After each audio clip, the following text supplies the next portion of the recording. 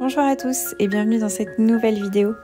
Aujourd'hui on se retrouve dans la petite pépinière qui est en bas de chez moi. Je vous avais déjà montré, c'est pas la première fois qu'on va dans cette boutique, mais je voulais vous montrer qu'aujourd'hui ils ont complètement changé la disposition et la manière dont est agencée la boutique. Ça m'a fait tout bizarre parce que ça fait vraiment des années que j'y vais et là c'est complètement différent. Mais je trouve que c'est encore mieux étudié et encore plus joli d'un point de vue décoration. C'est vraiment une boutique qui est belle, qui a du charme. Et j'aime vraiment beaucoup y aller. Donc on a un petit coin terrarium. Avant il n'y avait pas ça, en tout cas j'en ai pas le souvenir. Donc un endroit où il y a des terrariums qui sont déjà faits et puis des choses qu'on peut acheter pour faire son propre terrarium. Ils ont toujours une grosse sélection d'orchidées, je pense que c'est quelque chose qu'ils vendent souvent. Et il y avait des vases qui étaient vraiment surprenants et surtout énormes. Il y a toujours une sélection aussi de bébés plantes. Après, il n'y a pas de plantes vraiment rares dans cette boutique. Généralement, c'est des plantes qu'on peut retrouver un petit peu partout. Mais elles sont mignonnes et jolies quand même. Mais souvent, je trouve que les prix sont très abordables par rapport à d'autres jardineries où c'est quand même plus cher. Là, je trouve que globalement, c'est quand même moins cher. J'ai eu la surprise de voir qu'il y avait des bébés verrucosum, ce que j'ai pas vu dans les autres grosses jardineries. Donc parfois, ils ont des choses qui sont un peu hors du commun. Et là, ils ont installé un énorme éléphant qui se voit beaucoup. Je crois qu'ils ont fait un jeu concours autour de ça. Enfin bref, c'était pas ça que je voulais vous montrer essentiellement, mais vous pouvez difficilement le louper, quoi.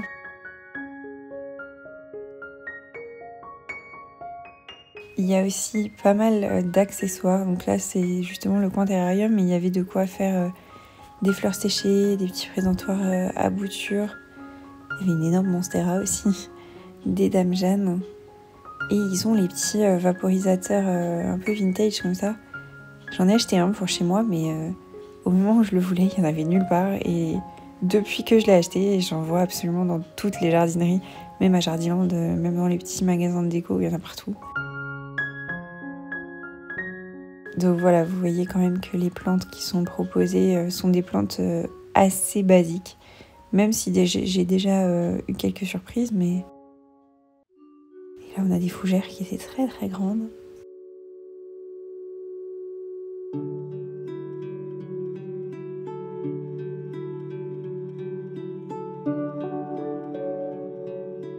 Donc il y a aussi des azalées, des cyclamènes, il y a toujours une sélection de plantes fleuries aussi, même dans le coin des plantes d'intérieur. On avait quelques bégonias, aloe vera, sansevieria, des chlorophytum évidemment, des cactus de Noël. Et cette arche est magnifique. Enfin, avant c'était dans un coin, et là ils l'ont mis dans une position centrale du magasin. C'est vraiment trop beau. Ils ont rajouté des petites courges d'Halloween aussi. Et ce qui est bien, enfin ce que j'aime bien en fait, c'est que c'est pas juste un étalage de plantes où on met toutes les plantes les unes à côté des autres. C'est vraiment pensé de manière esthétique et décorative. Ils rajoutent des éléments de déco qui sont en vente dans la boutique, hein, mais je trouve que c'est vraiment beau du coup. Et que ça fait un super bel ensemble. Et forcément, ça donne plus envie, même si c'est des plantes communes, ça me donne plus envie de leur acheter des choses que voilà, dans un magasin où tout va être disposé de manière un peu en vrac, quoi.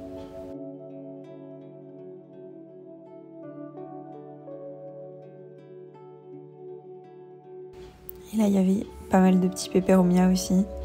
C'est toujours un peu pareil, chlorophytum, peperomia, misère, bégonia. Et là, il y a la misère nanouk blanche, la petite calisia rosato que j'arrive pas à garder. Et là, ils ont rajouté un autre coin. Alors avant, c'était juste une table, il me semble. Et là, ils ont mis des plantes en suspension et un joli petit étalage. C'est vraiment trop joli.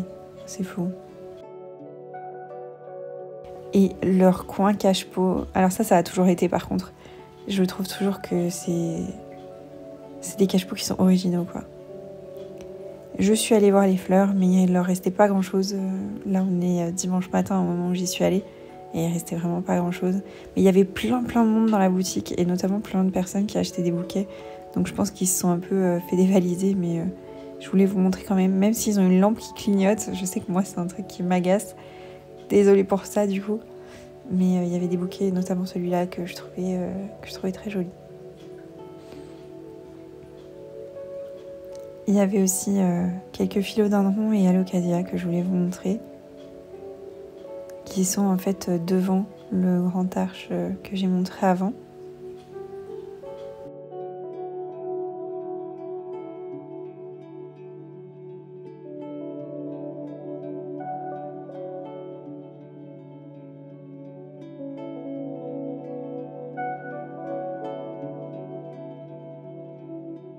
Je suis allée dans le coin extérieur, alors il y a une partie déco et ensuite il y a la partie plante pour mettre dehors.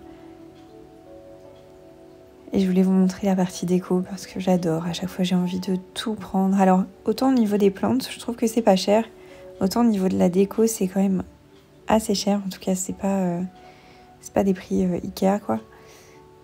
Et ensuite je voulais vous montrer, voilà, il y avait des petits choux d'ornement, des chrysanthèmes, j'adore les chrysanthèmes en ce moment, même dans les bouquets, je trouve ça super beau.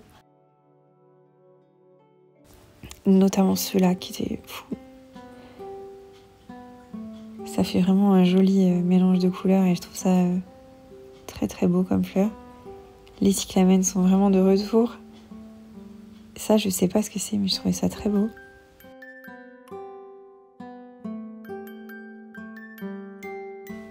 Là, il y a des petites touffes. Pour moi, on dirait juste de l'herbe. Je vois pas trop, je comprends pas trop. Et des lierres, mais je les tue tous les lierres. Je finis par laisser tomber parce que à chaque fois, je les tiens un an et puis ils passent pas l'hiver finalement. Alors que pourtant, c'est censé être une plante de nos régions qui devrait survivre à l'hiver. Mais non. Et là, on a les chrysanthèmes qui sont incroyables. Les roses, là, je les trouve trop, trop beaux. Et vous allez comprendre que je les ai trouvés trop, trop beaux parce que... Ah, je vous laisse le suspense. Il y avait aussi des mini plantes d'automne. Et j'ai trouvé ça étonnant de les voir en tout petit comme ça. Donc voilà mon chariot au moment de partir. Donc chrysanthème rose pâle, chrysanthème un peu plus rose, des blancs. Et j'ai pris plein de pensées de viola. C'est vraiment une fleur que j'aime trop, trop, trop. Mais souvent, j'ai pas de chance parce que y a de l'oïdium et voilà. Donc là, c'est mon balcon tel qu'il est actuellement, quasiment vide. J'ai emmené les plantes qui étaient là chez mes parents. Et les pétunias sont morts, oïdium aussi, justement, j'en parlais. Ils sont morts en 2 semaines, ça a été fulgurant. Bon, après, dans tous les cas, ils auraient pas tenu bien plus longtemps. Mais l'année dernière, je les avais gardés jusqu'à fin octobre, je crois. Mais là, l'oïdium les a complètement tués. Donc j'ai repris la jardinière qui était justement celle des pétunias pour mettre les chrysanthèmes dedans parce que c'est la plus grosse et que les pots de chrysanthèmes sont quand même d'assez bonne taille. Alors je sais pas, ça doit être du 12 cm peut-être, mais même si le pot est assez petit, c'est très très fourni. Vous allez voir que ça fait un peu touffe du coup l'ensemble des fleurs. J'espère que ce sera pas trop serré. Mais honnêtement, vu la quantité de terre que j'ai rajoutée, je pense que ça devrait aller. Bon là, je vous ai pas tout filmé parce qu'on voyait rien en fait de la manière dont j'avais cadré. Donc je les ai posés avec un fond de terre et j'ai comblé autour simplement comme je fais à chaque fois.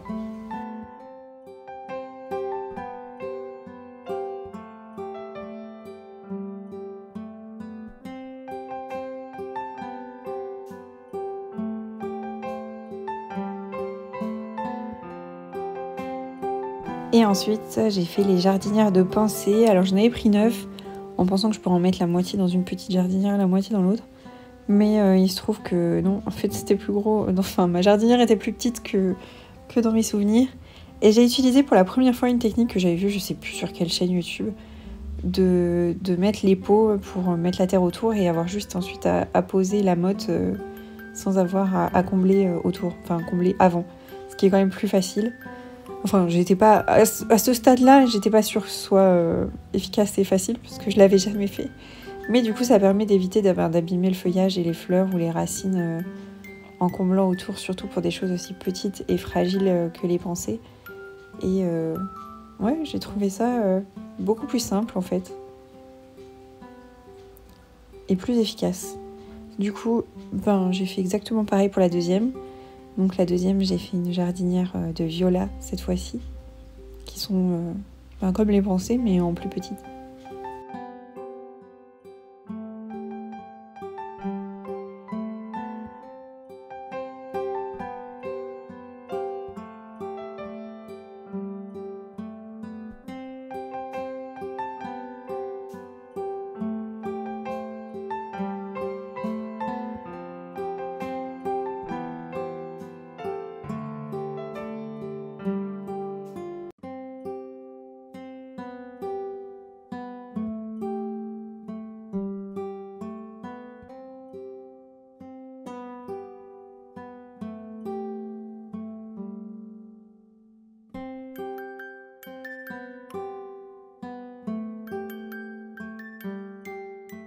Et ensuite je suis passée donc à la troisième jardinière dans laquelle j'ai mis ce qui restait. Alors à la base, bon, cette jardinière est peut-être un peu grosse par rapport aux 3 petits pots qui me restaient, mais je me dis que bon, ils auront la place de grandir et s'épanouir, s'ils ne meurent pas pour une autre raison, telle que l'oïdium ou le gel, on verra bien. Bon après là c'était 1 € le pot de viola et de pensée, donc on peut pas dire que je me sois ruinée non plus pour ces petites fleurs là. Donc j'ai réutilisé la même technique qui est encore plus facile quand la jardinière est assez grande. Parce que dans la petite, forcément, il fallait se faufiler entre les petits trous. Là, c'était beaucoup plus facile.